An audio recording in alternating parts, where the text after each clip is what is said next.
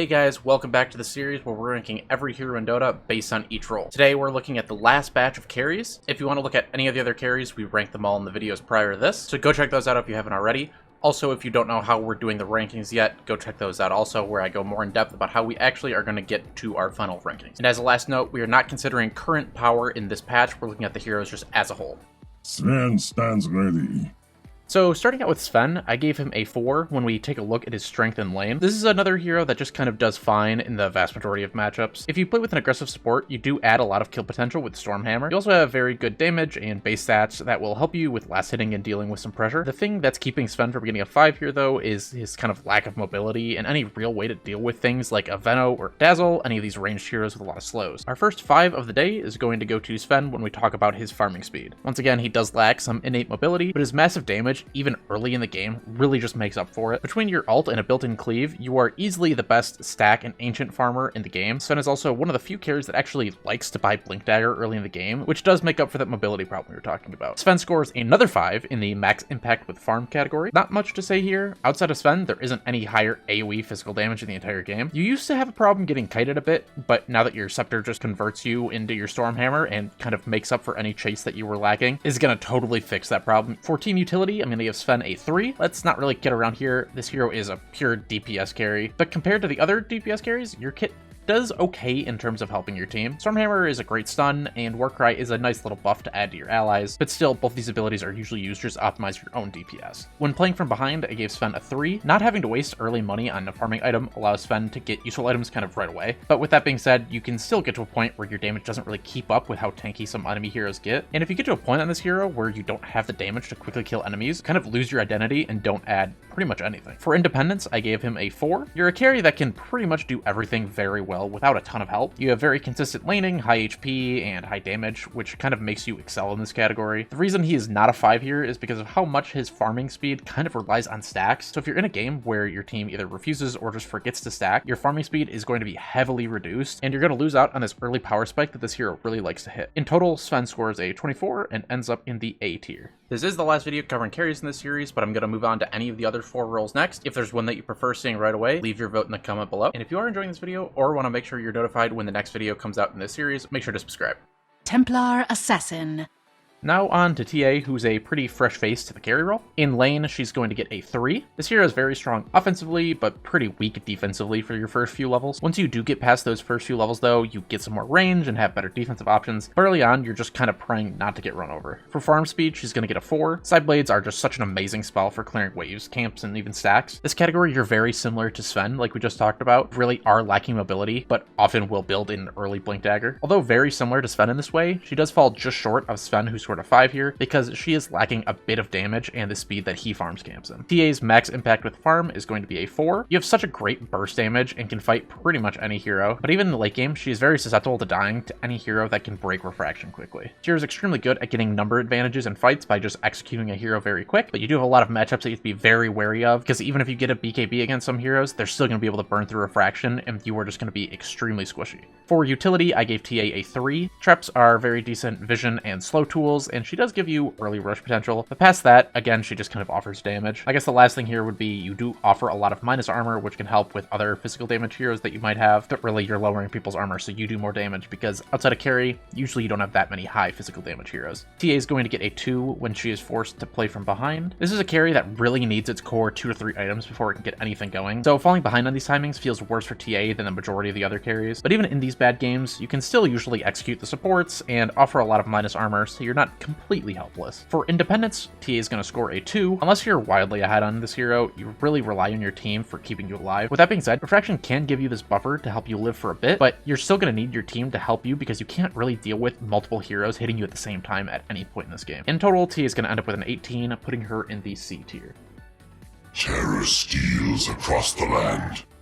Now we're going to change speed here a little bit and look at a very different carry. We're going to be talking about TB, and he's actually going to score a 4 in lane. And this might be a little bit higher than you expect because for the majority of the lane, TB is pretty weak early on, but Metamorphosis is just such an overwhelming ability that when it's up, there's just no heroes that are going to be as strong as you. But even when you don't have Metamorphosis up, you're not as susceptible to dying as a lot of other melee with low mobility heroes are. That's really thanks to your very high armor, but since you are armor-based defensively, you are going to still struggle with a lot of magic damage. TB is going to score a 4 in farming speed. This hero in itself itself doesn't really farm fast, but it's just another one of these illusion heroes who can just kind of split the map and farm a ton of places at once. Once you get your illusions tanky enough to just single-handedly walk down lanes, you're not going to be outfarmed by many heroes. But before you get to that point, you are really limited in your speed that you can farm. For max impact, I'm going to give TB a 5. This also kind of comes down to how strong meta is, but unlike in lane, you really get to choose when you're engaging later on into the game, so you don't really have to worry about the cooldown as much. You also have Sunder, which can potentially give you almost a second life in fights. On top of that, you still have all these illusions, which can just boost your damage, make it harder for people to man-fight you. All this makes TB an incredibly oppressive carry to play against once he's farmed. For utility, TB is going to only score a 2. Sunder, in theory, can be an incredible utility spell. Being able to save teammates and give them all their HP back could be massive, but if you're playing position 1, 95% of the time, you're not going to want to use this to help save teammates, because going from full HP to 10% HP as a carry is almost always going to be a bad idea, except for very niche circumstances. Past that, you do have a mediocre slow, and the ability to kind of add to your team this good early game tower pushing is pretty nice, but the entire package is just kind of lacking. From behind, TB gets a 3. Meta and Sunder do give you a good base to go off of here. These kind of give you the potential to win some unfavorable engagements when played right, but if you fall behind on this hero in the damage department, you're just not all that scary and can just kind of be ignored until the enemy team can set up proper CC chains and just kill you without even worrying about Sunder. When talking about independence, TB's going to get a 2. For a good chunk of the game, in fights you're going to really have to rely on your teammates to lock down enemies and give you some space so the enemy can't set up these CC chains on you and give you enough time to get Sunder plays off. But there comes a time when TB really just becomes a one-man show and can do it all without really needing the team in the slightest. But with all that being said, that time will still come to an end when meta runs out. And during this downtime, when you're waiting for the spell to come back up, really just have to rely on your teammates to make space for you, not force engagements, and just kind of stall the game out until you can get it back up. Adding all this up, TB is going to score a 20 and ends up in our B tier.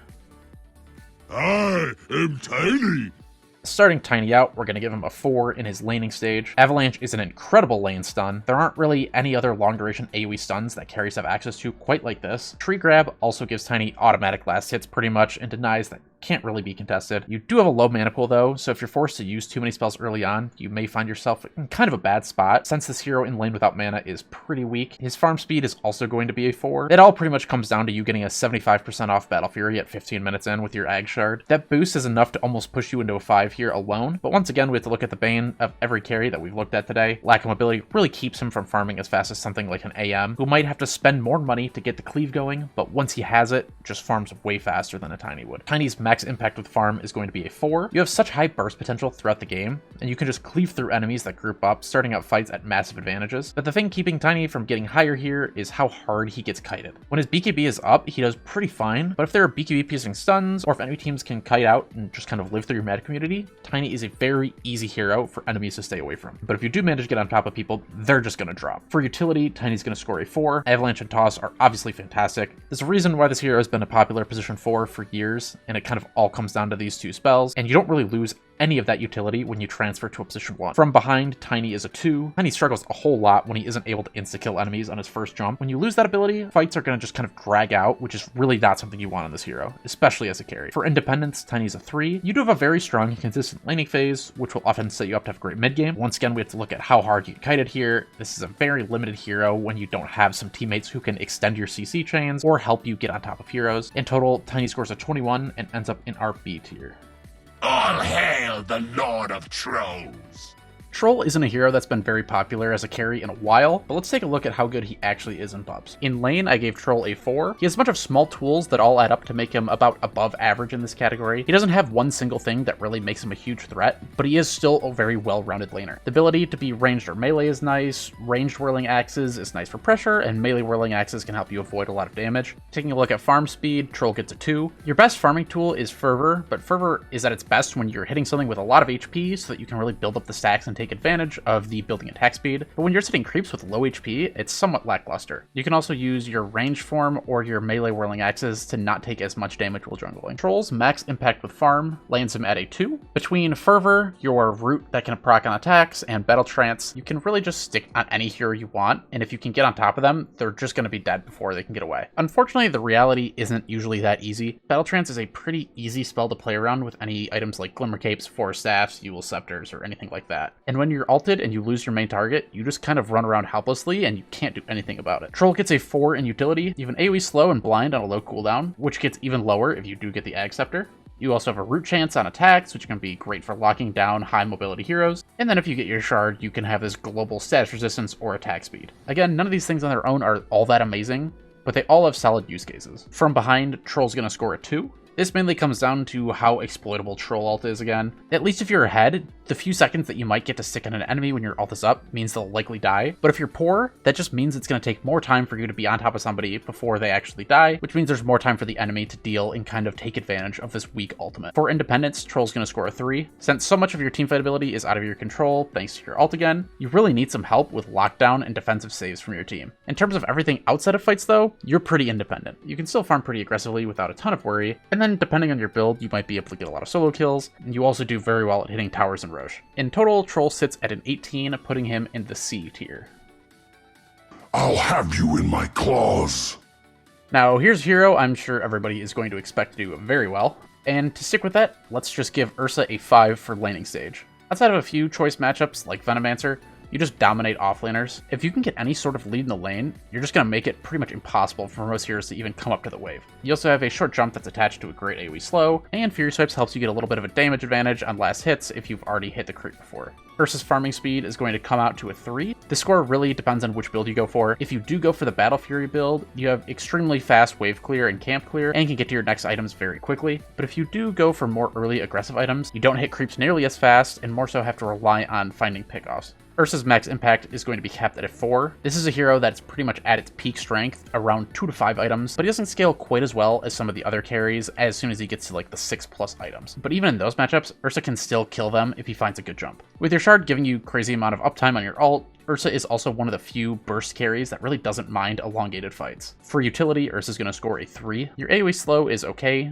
but what really makes up the majority of the score is your great defensive ult, which lets you save yourself without your teammates having to commit spells or items to save you, and your ability to solo Roche earlier than any other hero is also a big plus. From behind, Ursa's going to score a 4. Even without many items, you're still going to be okay to fight in a lot of cases. Your farm speed does struggle even more from when you're behind, but those are the types of games where you can just get a few cheap fighting-oriented items and still do solid damage. For independence, Ursa's going to score a 5. You're the perfect combination of damage and survivability. You can solo rush with ease, and you can jump into the middle of enemy teams without much concern. In total, Ursa's going to score a 24, falling just short of the S tier, but still scoring a respectable A. Scatterline in.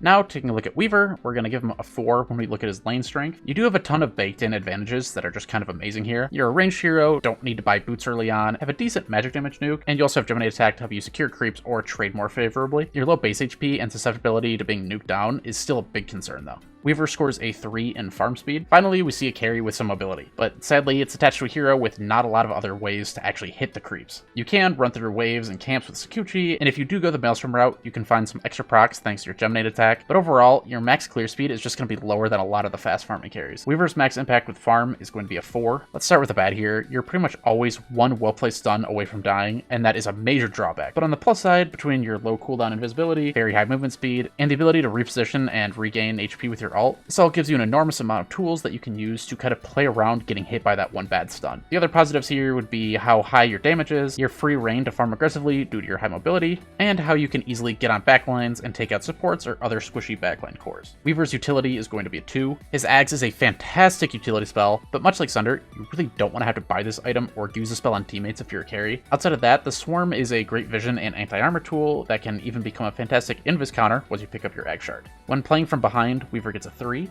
All of your innate strengths are independent of your items, so you still are very slippery and elusive, but that doesn't matter a whole ton when you don't have the damage to make anything happen. But even with this major downside, you're still a great split pusher and aggressive farmer, even without a lot of items. For independence, Weaver gets a 3.